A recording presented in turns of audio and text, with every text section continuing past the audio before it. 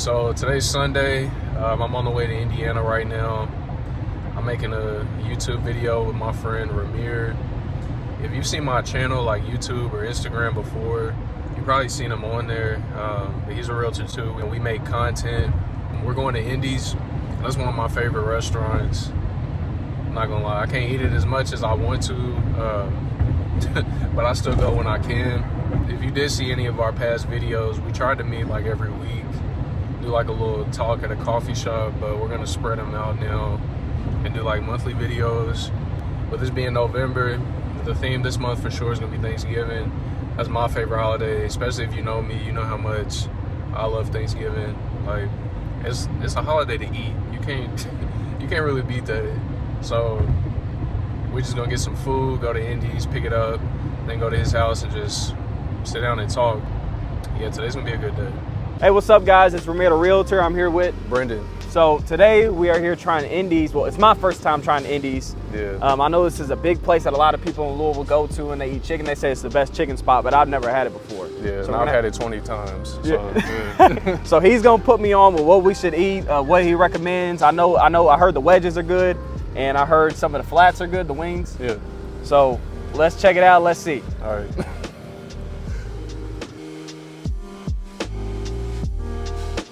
And like you're talking Broadway or Papa Lover Road. You know what I'm saying? And it should be. Yeah. That's all I'm saying.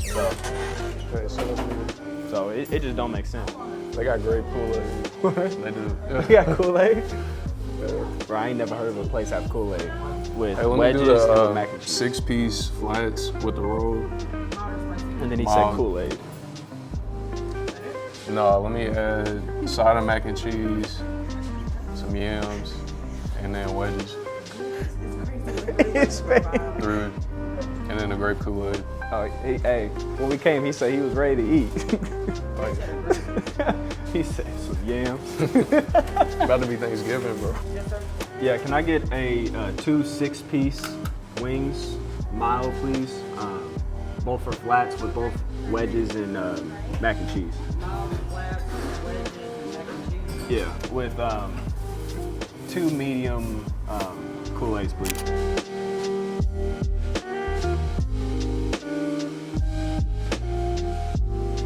Why is real estate the most powerful wealth building tool, and why it makes, majority of millionaires? It's a good question. I think if you play your cards the right way, depending on where you buy, when you buy, your property values ultimately increase, more equity you have in houses as builds up your portfolio. First, this is so good. Yeah. Bro, I was so hungry this morning. I agree.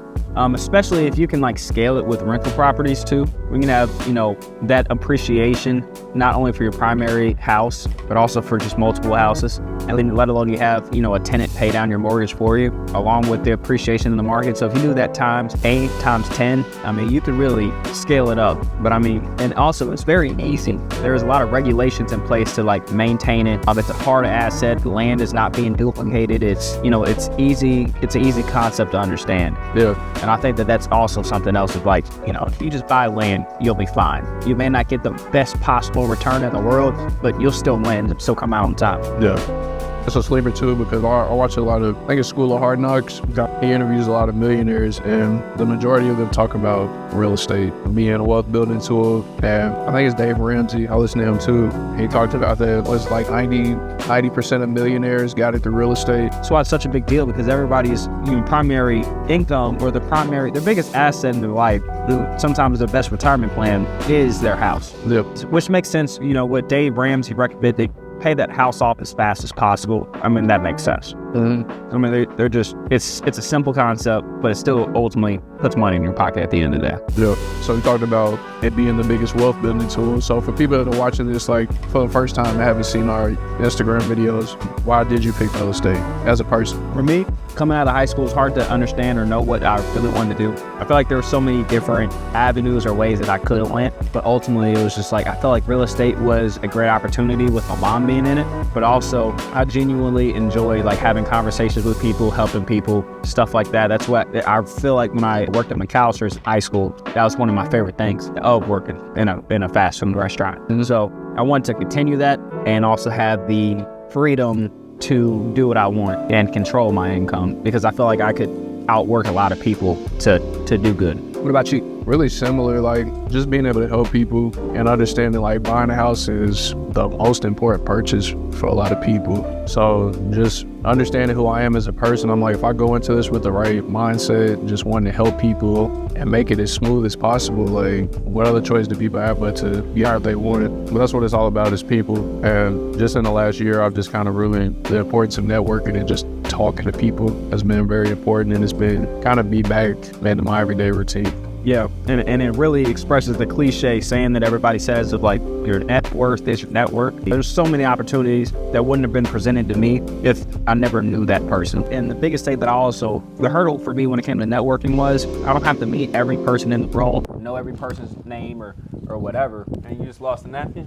Hey, you better try. Nah, that thing's gone, bro. Sorry. That's why I got the bag. I think it's on the steps. It was just, you don't have to meet every person in the room. Just focus on quality relationships each time, and then it'll compound all the time. Yeah. But even like back to what you're saying about your net worth and everything, like that really, it makes you like change how you look at the people you spend time with. Yeah, for sure. Because people you spend time with on a regular basis, they really influence you more than you realize. So yeah. It's like, if you really feel like you're not getting nothing done, that's the first thing I would look at, is who are you spending the most time around. Yeah, I agree. I ain't gonna lie to you, bro. They got great food. I can't believe I've never had this before. You do gotta be careful on it. I ate this a lot in college. That was right when I gained a lot of weight. So with you being an entrepreneur and being in real estate so far, what do you feel like has been your biggest lesson? The importance of networking. Honestly, we just talked about that, but I'll say it again. Just, I do a lot of stuff like just out on a regular basis. And there have been so many times where I've seen somebody and been like, well, maybe I shouldn't say something. And I talk to them and it's like something comes out the conversation. Right. So just that importance of talking to everyone, networking, and just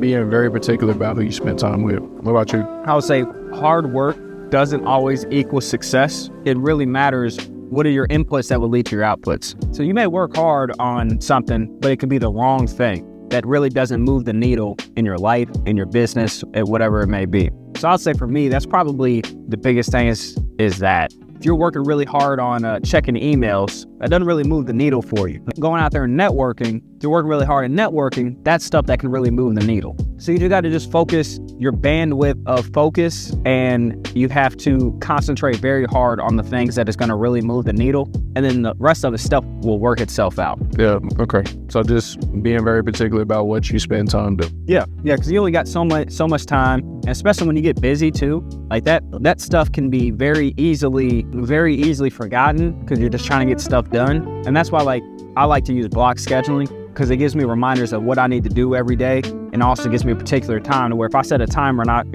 it's an hour long and I have to finish this task in an hour, I'm gonna be a lot more focused because I put that deadline or that restriction. It's like when you're in school and they tell you assignments done at the end of class, all of a sudden you can lock in and focus and get it done. Yeah. It's the same principle through it. Okay. So speaking of things like moving your business forward, social media. Yeah.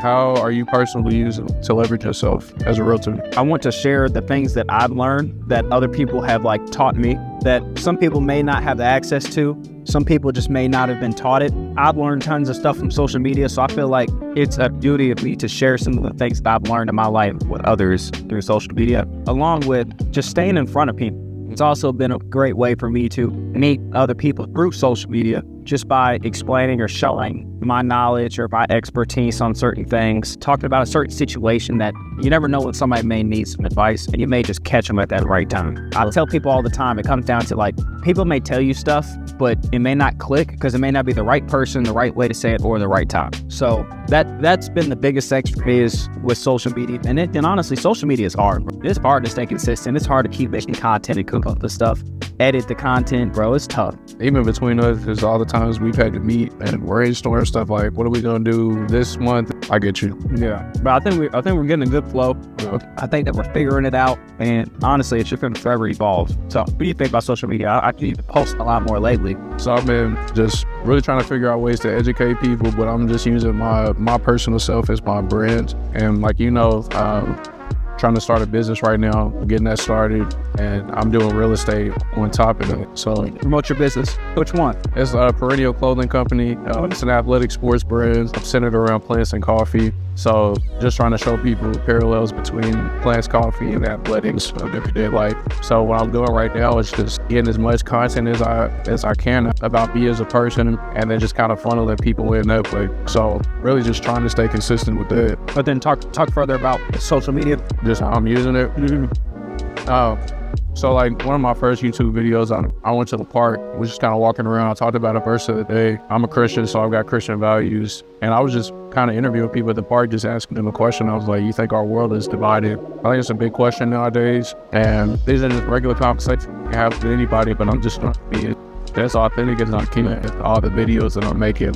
Just kind of showing people who I am as a person. Just like, well, this is what we do. Yeah, exactly. And some people may, when we publish this, some people may say that it's isn't professional or something, but honestly, like, I just feel like us having lunch is just real talk. Yeah. Just us just talking about whatever comes to mind, maybe some stuff that we benefited, some things that we struggled. But I think this is a very good way that, this is just who we really are. Yeah. Off of the camera, out of the realtor hat that we have to put on. I almost lost my napkin. Because that's what people are going to get when they work with us. So as a realtor, how do you stay motivated during slow periods? It's a good question. We're going through a slow period now with the market. As we're going in November, December, everything slows down for the holidays anyways. But for me, motivation is something that's temporary. Motivation comes and goes all the time. And so what it really comes down to is it's not how do you stay motivated, it's how do you stay disciplined. Discipline overcomes motivation. Because you'll wake up in the middle of the night and be motivated to do 100 push-ups, but you're not going to do that. It just comes down to discipline. And the best way that you can discipline yourself is when you're motivated, say, this is what I'm going to do. And then go get an accountability partner and say, hold me accountable. I will give you $100 check if I don't meet my goals that I told you what I wanted to do when I was motivated. And then at that point, you just force yourself to get stuff done. What do you think? Because I ain't giving out nobody $100 for free. Exactly. And if $100 ain't enough, we better cut a check for $200, $250, $500. There needs to be a number that's going to hurt when you have to give it over to somebody. Well, for me, I look at it a little, not differently, but I'm single right now. I don't have many bills. So for me, it's like, if borderline keeps me motivated, and if I wake up every day feeling like that, that helps, like how what you said tie into it, is it helps you stay disciplined, stay on your routine. Because like I say, you just need one. So you like, even if I got 10, 15 people I got to call, only one of them really has to shake. So. Right. Yeah. That's all it is.